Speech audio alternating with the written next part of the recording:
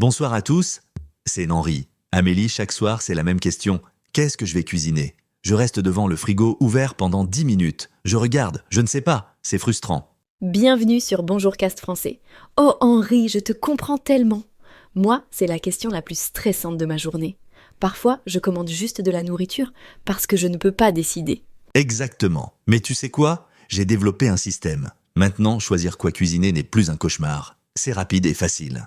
Vraiment, tu dois me raconter, parce que moi, je lutte tous les jours. Oui, et c'est exactement notre sujet aujourd'hui. Comment choisir quoi cuisiner? Parce que beaucoup de personnes ont ce problème. Chers auditeurs, comment vous décidez quoi cuisiner? Écrivez-nous en commentaire. Excellente question. Bon, Henri, explique-moi ton système.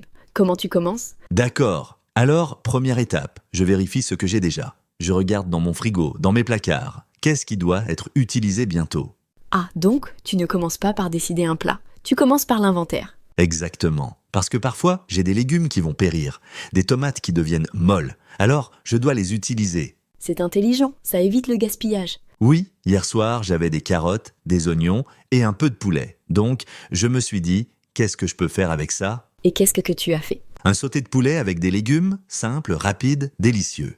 Donc tu laisses les ingrédients guider ton choix. Exactement. Deuxième étape, je considère mon temps. Combien de temps j'ai pour cuisiner? Ah oui, parce que cuisiner un bœuf bourguignon prend 3 heures, mais faire des pâtes prend 15 minutes. Voilà.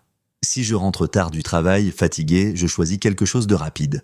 Pâtes, omelette, salade. Et si tu as plus de temps? Alors, je peux faire quelque chose de plus élaboré? Un ragoût, un gratin, quelque chose qui mijote? Le temps disponible détermine la complexité. Exactement. Troisième étape, je pense à mon énergie, pas juste le temps, mais mon niveau d'énergie. Ah, parce que même si tu as le temps, si tu es épuisé, tu ne veux pas cuisiner quelque chose de compliqué. Précisément, quand je suis fatigué, je choisis des plats à un seul plat, tout dans une casserole, moins de vaisselle, moins d'efforts. J'aime cette approche. Alors, inventaire, temps, énergie.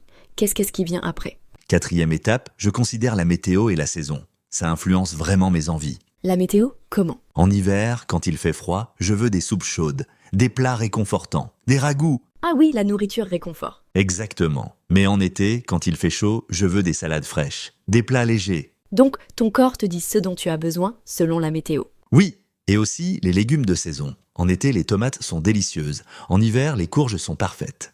Manger selon la saison, c'est meilleur pour le goût et pour l'environnement. Absolument. Cinquième étape, je pense à l'équilibre nutritionnel. Ah, la santé. Oui, je me demande hier, qu'est-ce que j'ai mangé? Beaucoup de viande? Alors aujourd'hui végétarien. Équilibré sur plusieurs jours. Exactement. Je ne suis pas parfait chaque repas. Mais sur la semaine, j'essaie d'avoir un équilibre. Protéines, légumes, glucides, tout. Oui.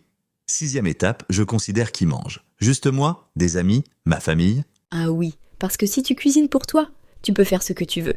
Mais pour des invités, c'est différent. Exactement. Si j'ai des invités, je choisis quelque chose que je sais faire bien. Pas d'expérimentation. Tu ne veux pas échouer devant les invités. Non.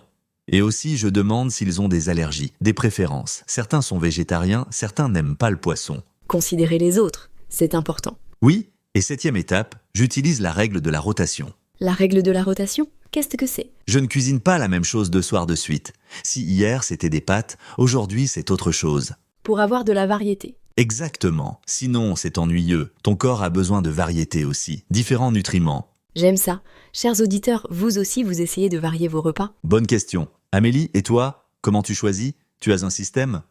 Pas vraiment un système, c'est plus chaotique, mais laisse-moi t'expliquer mon processus. Je suis curieux. D'accord, alors, première chose, je regarde l'heure. Si c'est déjà 20 heures et j'ai faim, je choisis quelque chose de très rapide. La faim détermine ton choix? Oui, quand j'ai très faim, je ne peux pas attendre 1 heure. Deuxième chose, je consulte mes applications. Les applications de recettes? Oui, j'ai 3 applications sur mon téléphone, je les parcours, je regarde les photos, ça m'inspire. Les photos? Oui, elles donnent envie. Exactement. Parfois, je vois une photo et je me dis « oui, c'est ça que je veux ». L'inspiration visuelle. Oui, troisième chose, je pense à mes envies, salé ou sucré, chaud ou froid, lourd ou léger. Écouter ton corps.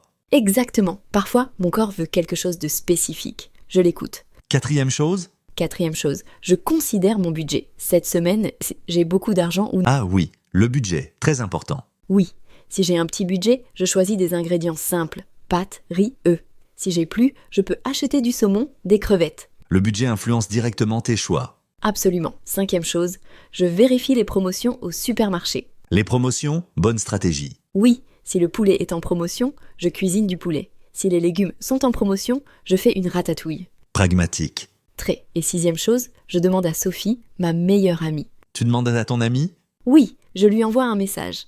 Qu'est-ce que tu manges ce soir? Parfois, ça me donne des idées. L'inspiration sociale. Exactement. Et parfois, nous cuisinons la même chose et nous envoyons des photos. C'est mignon. Septième chose, Septième chose, si je ne peux vraiment pas décider, j'ai une liste de secours. une liste de secours. Oui, 5 plats que je sais faire les yeux fermés.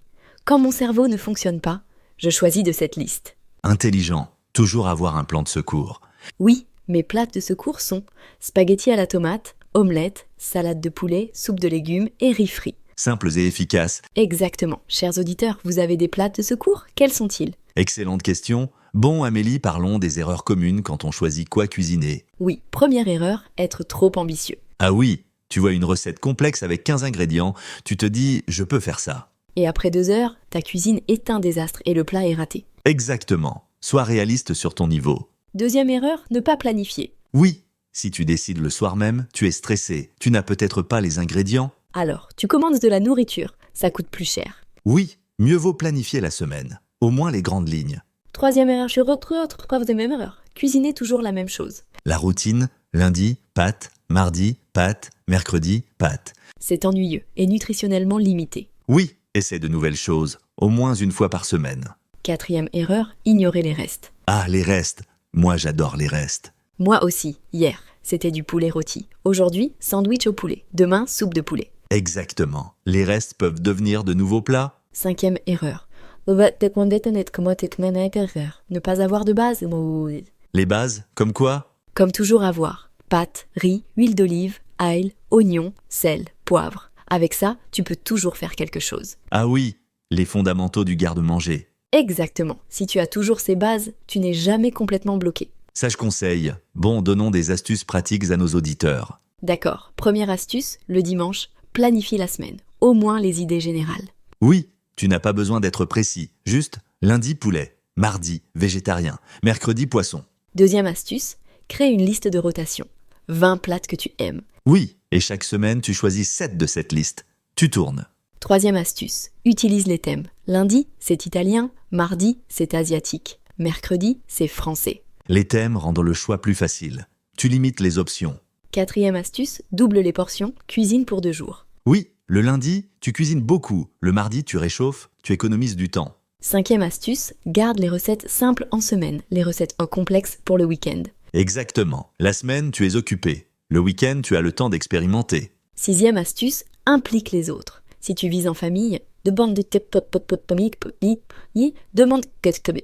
que tu veux se manger. Oui, partage la décision et peut-être partage aussi la cuisine. Et septième astuce, sois flexible. Si le plan change, ce n'est pas grave. Exactement. Tu as planifié du poisson mais tu as envie de pâtes, change. Ce n'est pas une prison. La flexibilité, c'est important. Chers auditeurs, essayez ces astuces, elles vont simplifier votre vie. Oui, Henri, parlons aussi de l'inspiration. Où tu trouves de nouvelles idées? Bonne question. Moi, je regarde des vidéos sur YouTube, des chefs qui cuisinent. Moi aussi, j'adore regarder. Ça me donne envie de cuisiner. Oui, et les livres de cuisine, j'en ai 5. Quand je manque d'idées, je les parcours. Les magazines aussi, et Pinterest. Pinterest, oui, tant de belles photos. Et voyager. Quand je voyage, je découvre... Le voyage, je découvre de nouveaux plats et je les reproduis à la maison. Ah oui, les souvenirs culinaires des voyages. Exactement. L'année dernière, j'étais en Italie. Maintenant, je fais des risottos. Magnifique. Bon, résumons. Comment choisir quoi cuisiner?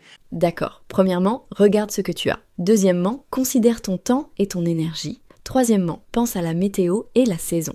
Quatrièmement, équilibre nutritionnel. Cinquièmement, qui mange. Sixièmement, varie tes repas. Septièmement, et un plan de secours. Évite d'être trop ambitieux, de ne pas planifier, de manger toujours la même chose, d'ignorer les restes, de ne pas avoir de base. Utilise les astuces, planifie la semaine, crée une liste de rotation, utilise des thèmes, double les portions, garde ça simple en semaine.